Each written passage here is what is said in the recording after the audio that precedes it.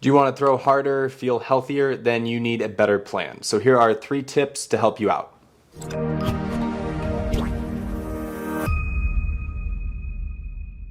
What's up, guys? Welcome back to the channel. My name is Aiden McIntyre, a recently retired professional baseball player as well as throwing trainer. And today we're going to talk about 3 tips to help you create a better throwing program for yourself. So first off, a disclaimer. I think that every pitcher should have a trainer or a coach who is helping them.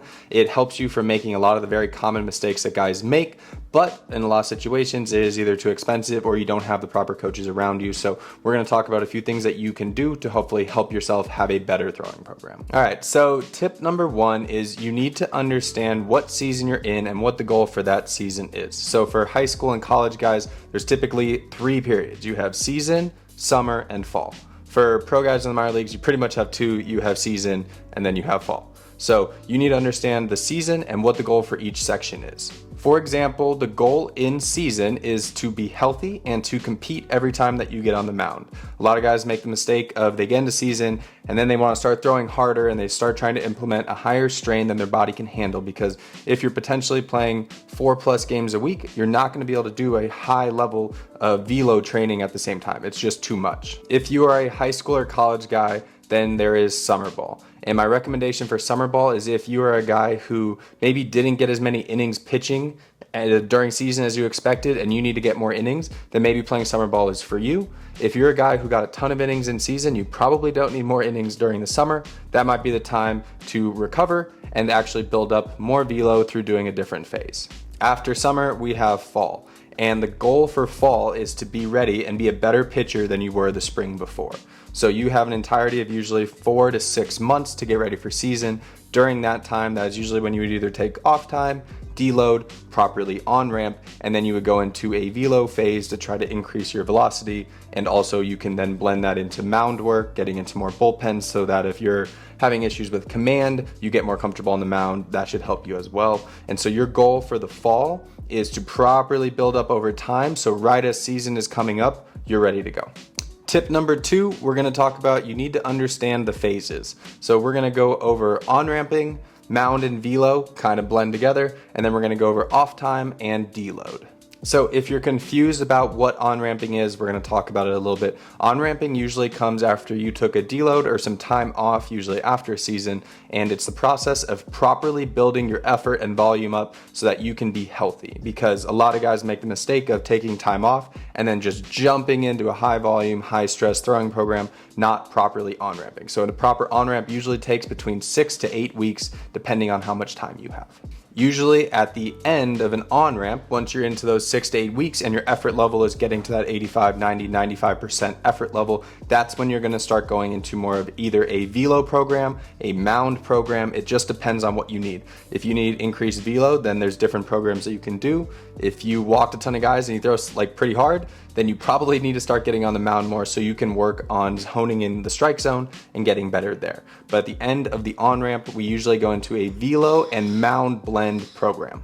So some of those different phases are, there are pull downs, there are mound plyo velos, there's just mound velo, there's live ABs, there's pitch design, there's all sorts of different things, but that's the window when we usually do them, is after you're properly on-ramped, right before you're getting into season. Next phase, we're going to talk about the difference between a deload and being completely off, because they're entirely different. So a deload is where your body is fatigued from the stress that you put it through. This usually happens after season or after a continued velo program where you start regressing because your body just isn't recovering. So a deload is usually 5 to 14 days, depending on how long your body needs. During this time, you drop the effort levels significantly. You also decrease the volume of throws, but you are still throwing. You make recovery days, you have light catch days. So you the goal is to keep your arm moving, keep the throwing stimulus versus just shutting off entirely. All right, the last one is off time.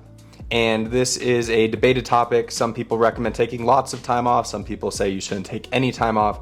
I think it depends on you. But what I don't recommend doing is taking a ton of time off and then just jumping back into throwing. Because if you take 1 to 2 months to 3 months off, your throwing stimulus is back to 0. everything that you built up, all those movement patterns, all of that is pretty much all the way back down. So this is where we recommend more of a deload versus just taking a ton of time off. Off time is usually comes after a season. Maybe you need a week, maybe 10 days. You just don't want to throw. That is okay. But the goal of an off period is to completely rest your body. So if you're not throwing, but you're crushing yourself in the weight room, then you're not fully recovering. So if you are going to take time off, take it off.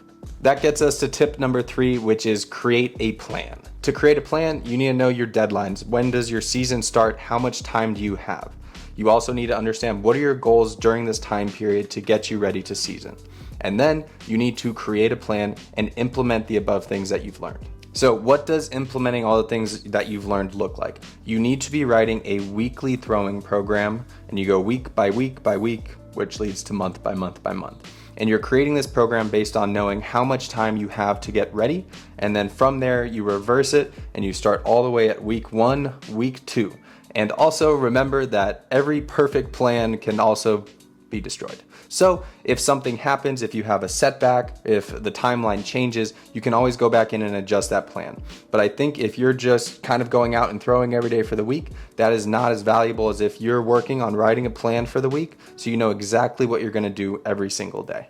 All right, so those are the 3 tips that I recommend. Again, though, I recommend that every person who is going for a high ambitious baseball goal hires a proper trainer. So if you are interested in training with me, we'll have the website in the link below, and you can click it, fill out an inquiry, and I will send you a text. We can set up a call to talk about your training goals specifically. So as always, thank you guys very much for watching. I appreciate it. I hope that you guys have an amazing season. And as always, like, comment, and subscribe.